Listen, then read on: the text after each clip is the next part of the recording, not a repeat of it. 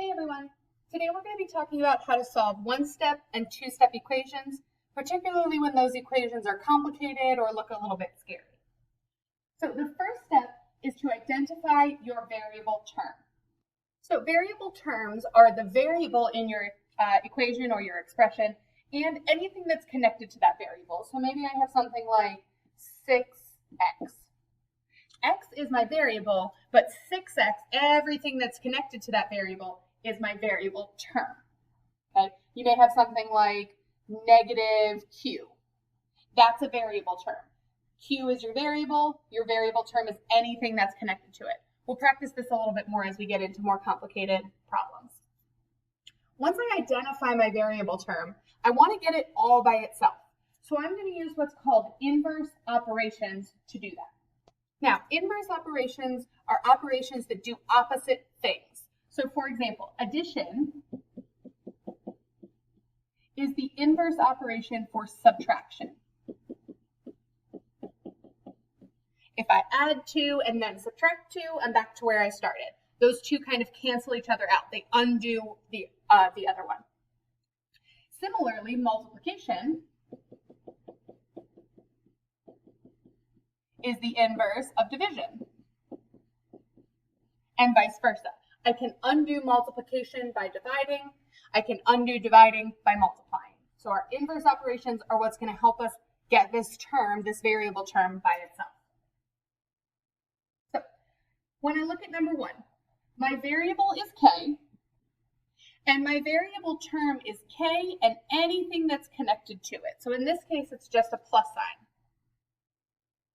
I need to get that variable by itself. It's currently not, because I have this minus 12 over here that's keeping that box, that plus k, from being alone.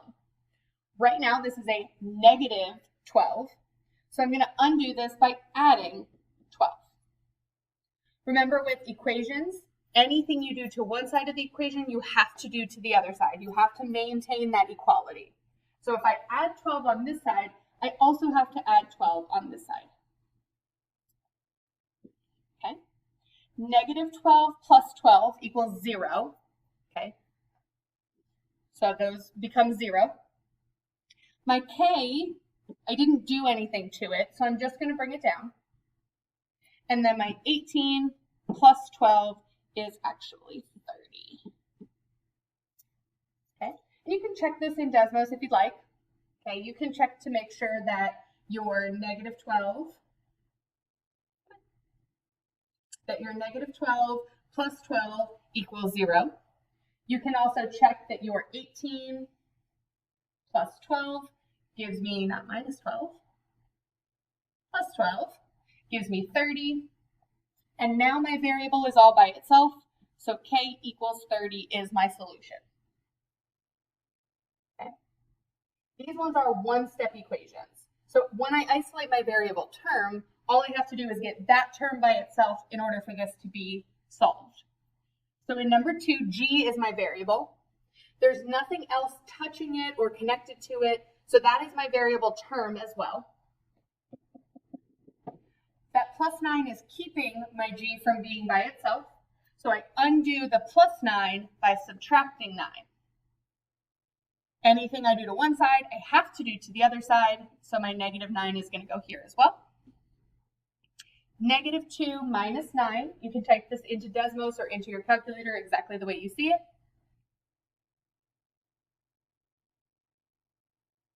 Negative 2 minus 9 equals negative 11.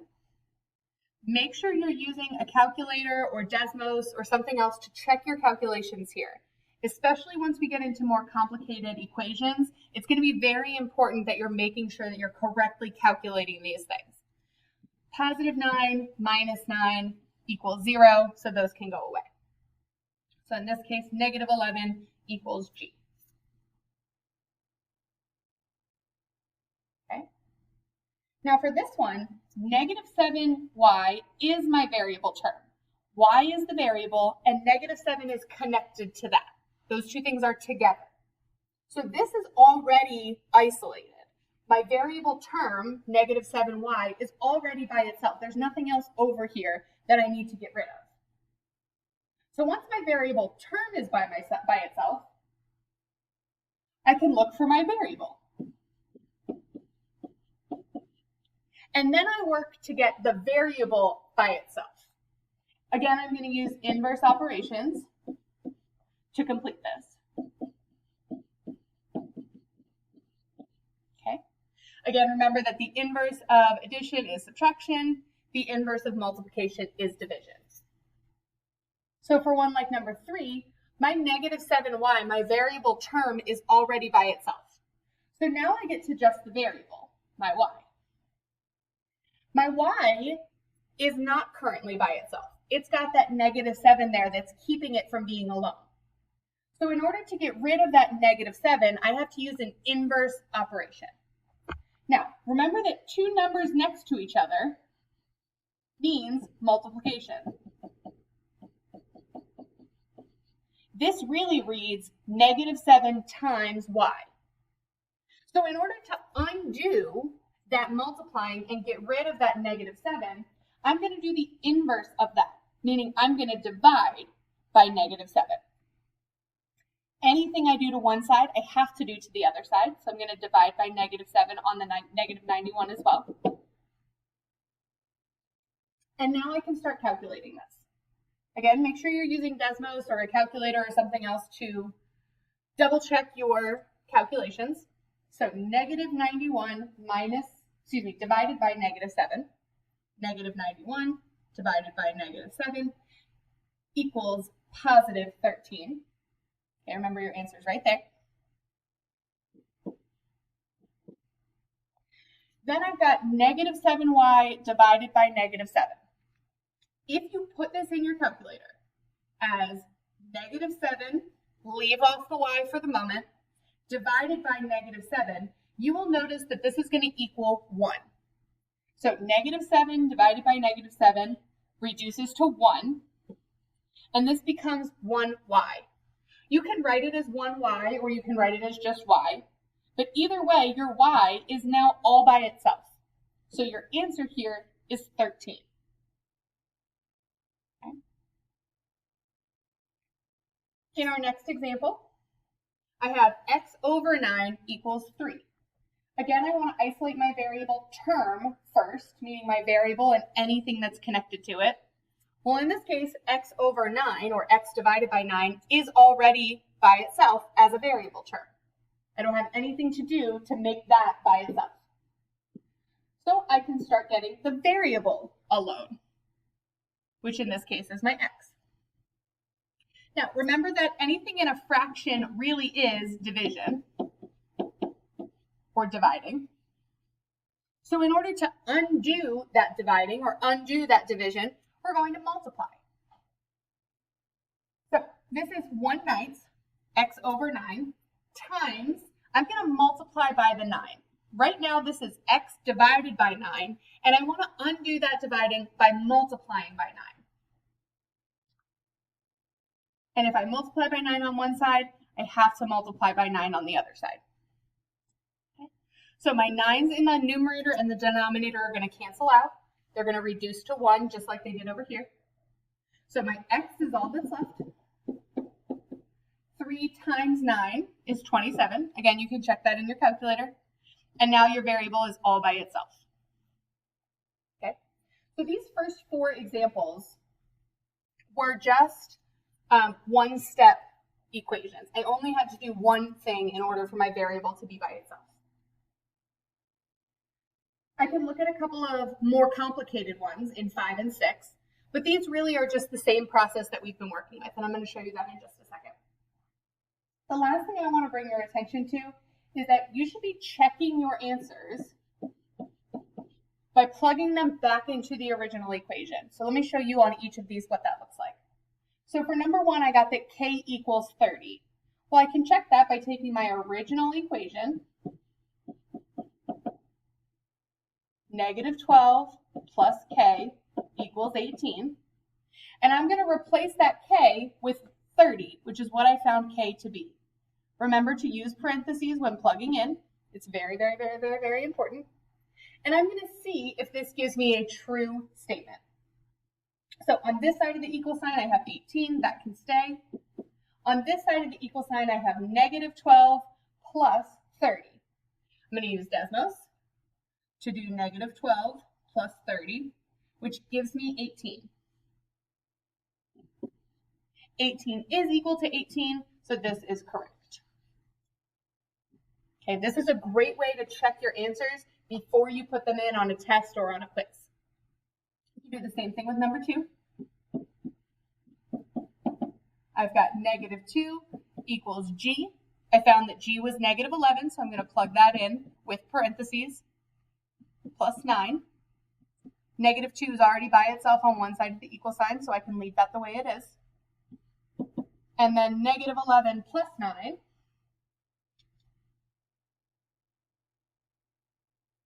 equals negative 2. Negative 2 does equal negative 2, so that one is correct. Okay, each of these should be checked so that you know that you did this correctly. Okay, negative 91 equals negative 7 times y. We found that y was 13.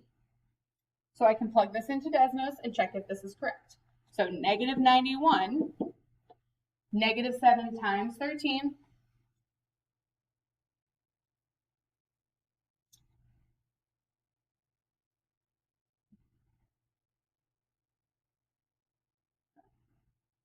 does equal negative 91. So this one is correct. And finally, I thought that x was 27, so I'm going to plug that in with parentheses, divided by 9, and I want that to equal 3. Positive 27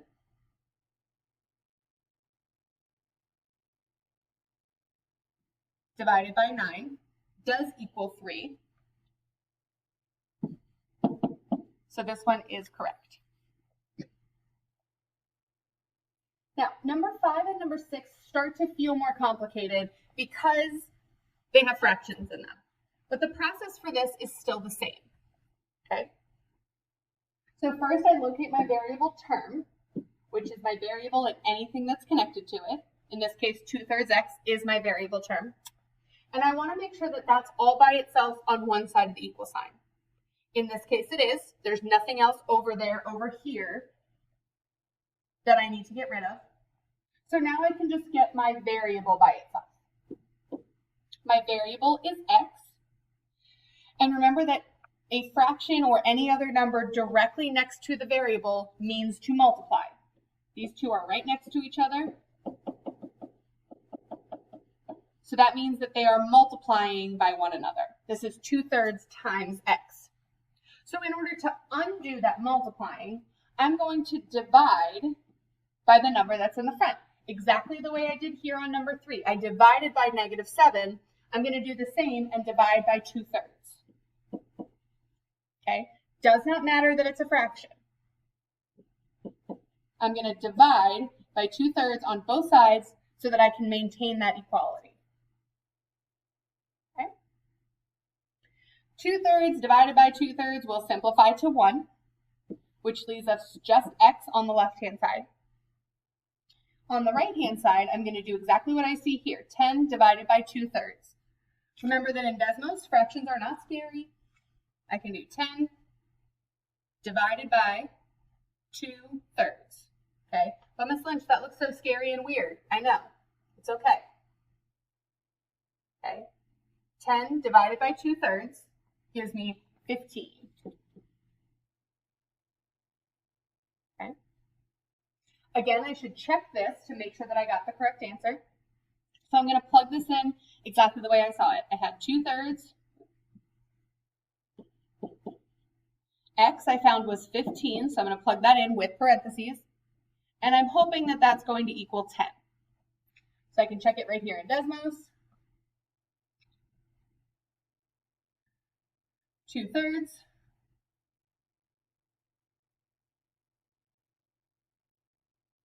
Parentheses 15 equals 10. So this does equal 10, which means that it is correct.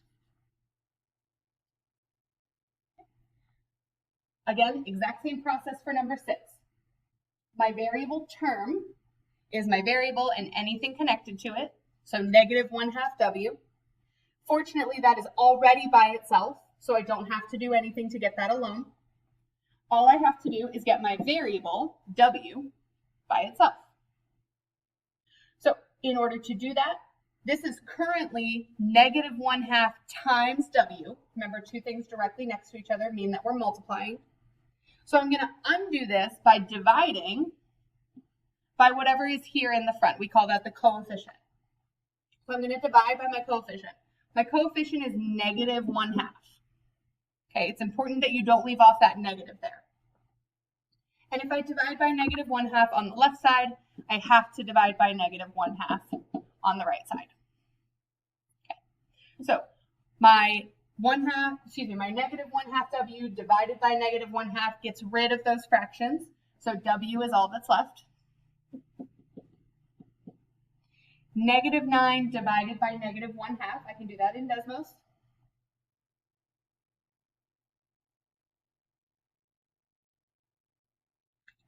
Negative 9 divided by negative 1/2.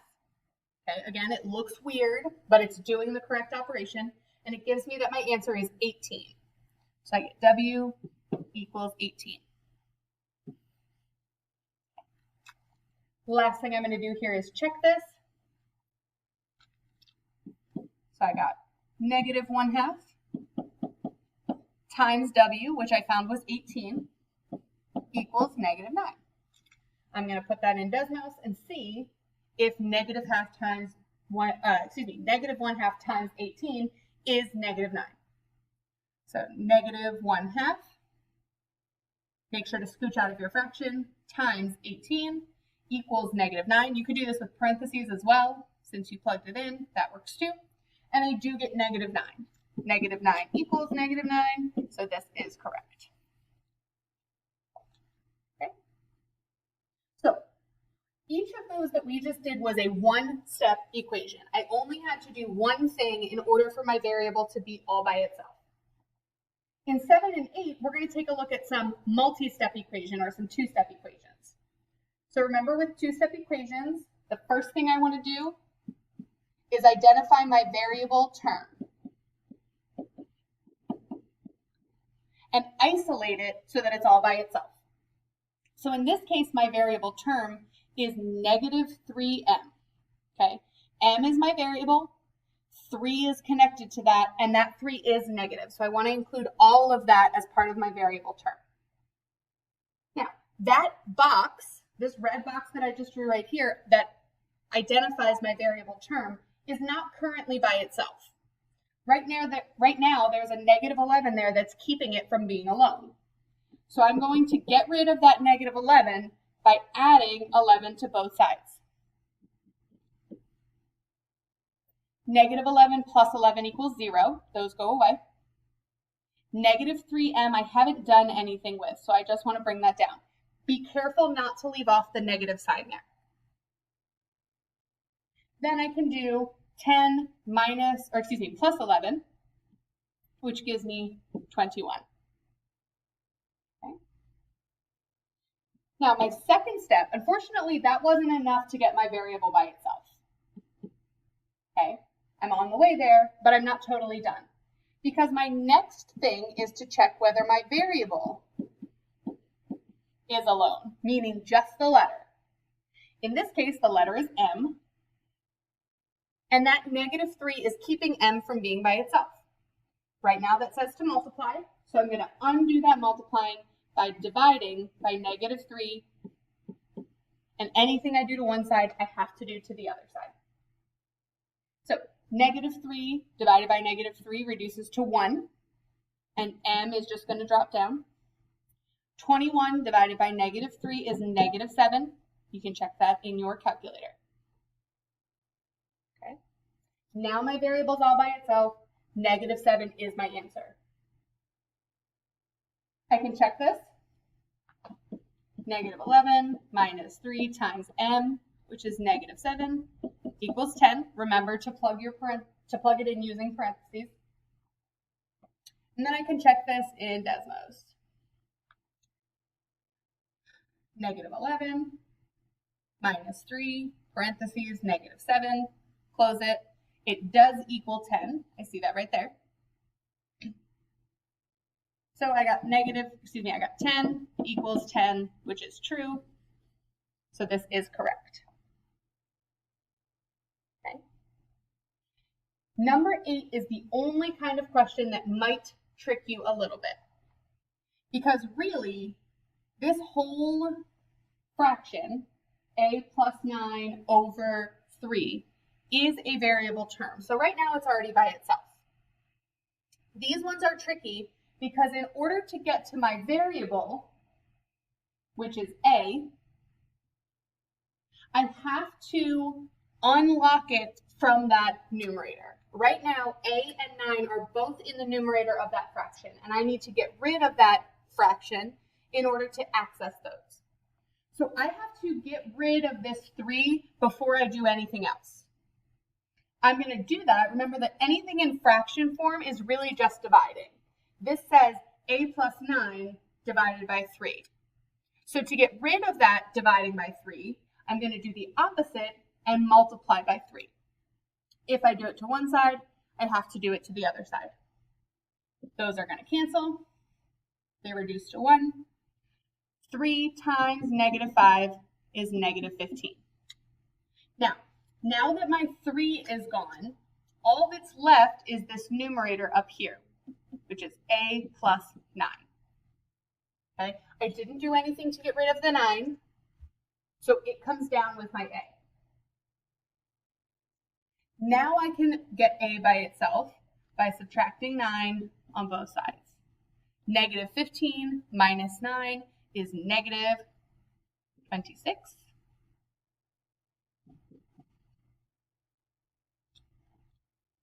Okay.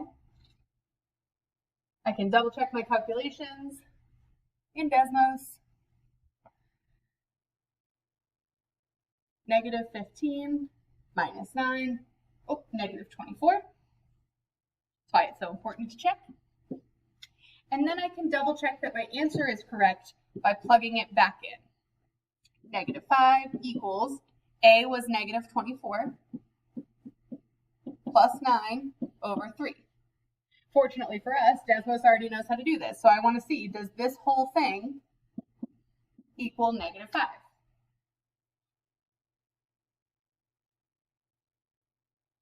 So I've got negative 24 plus 9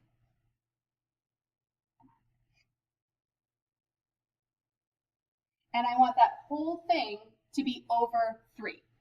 So you can do that by opening up your fraction first and then typing negative 24 plus 9 in the top and 3 in the bottom. And it does tell me that this is equal to negative 5. So this is correct. Okay. We'll do just a few more together, and then you can try some of these on your own. So remember that I first want to get my variable term by itself.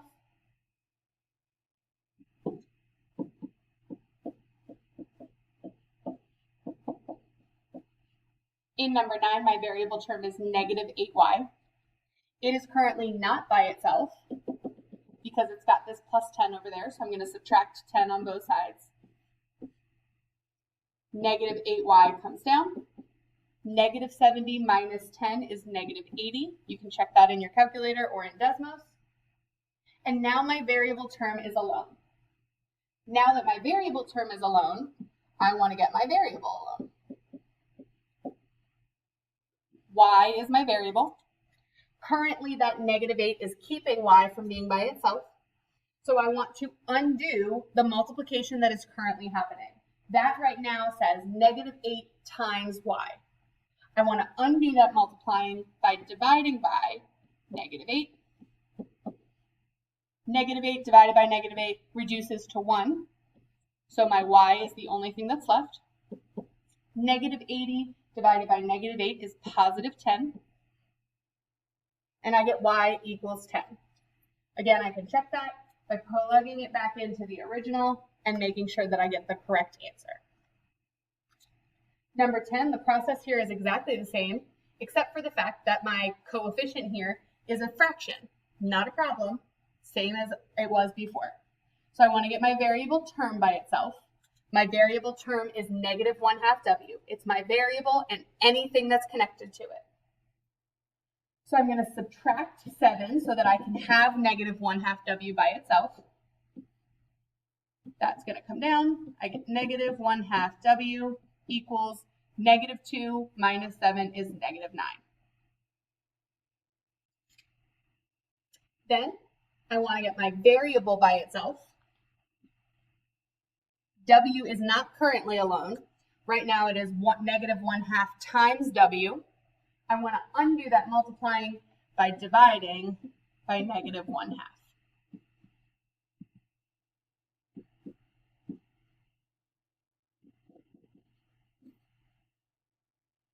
My fractions over here are going to reduce to 1. So w is just going to come down. Negative 9 divided by negative 1/2. Again, I can do this in Desmos. It's going to feel weird, but it's okay. Negative 9 divided by negative 1/2 equals 18. So I get w equals 18, and I can check that by plugging it back in. Okay. All right. I'm going to do 2 more tricky ones with 11 and 12, and then I'm going to let you practice a bunch on your own. So for number 11, this is one of those tricky ones where the entire thing is part of a fraction. That means that I need to get rid of this fraction first so that I can start working on moving things away from x. So right now this is x plus 4 divided by 3. I don't want that divided by 3 to be there, so I'm going to multiply by 3 on both sides. Okay. 3 times 2 gives me 6. These 3's are going to cancel each other out. They're going to reduce to 1. So x plus 4, that numerator, is just going to come down exactly the way that I see it. Now I can get my variable by itself. In this case, my variable is x. I'm going to get rid of that plus 4 by subtracting 4 on both sides. 6 minus 4 equals 2. X comes down, and my 4's reduce to 0. So 2 equals x. Again, you can check that by plugging it back into your original equation. Now, one that I want you to be careful of are ones like number 12. So in number 12, my variable term is x and anything connected to x. So really it's x and this negative sign in the front. Okay, remember that addition and subtraction signs also count as the sign on your number. So in this case, x is negative. Okay. If you need to put a negative 1 here to help you, you're more than welcome to. So I need to get that variable term by itself first. Right now, negative x is not by itself. It's got that 3 there. So I want to get rid of this positive 3 by subtracting 3 on both sides. Okay. So negative 1x comes down. Negative 9 minus 3 is negative 12. And I get negative 1x equals negative 12. Unfortunately, this is not the same as x equals negative 12. Because right now that x is not technically by itself. It's got that negative 1 as a coefficient. So I want to make sure that I get rid of that by dividing by my coefficient. The same way I did here, the same way I did with number 9. I need to get rid of that negative 1 so that I have just regular x. Remember, I have to do that on both sides. Those are going to cancel, or they're going to reduce to 1. I get x is left on that side.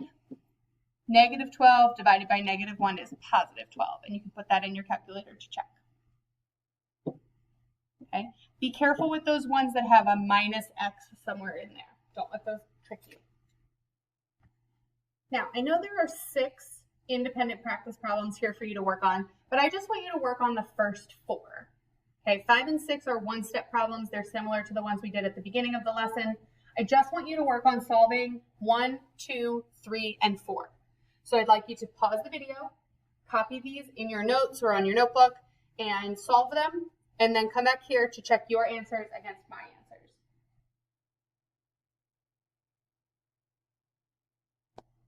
All right, check your answers for numbers 1 through 4.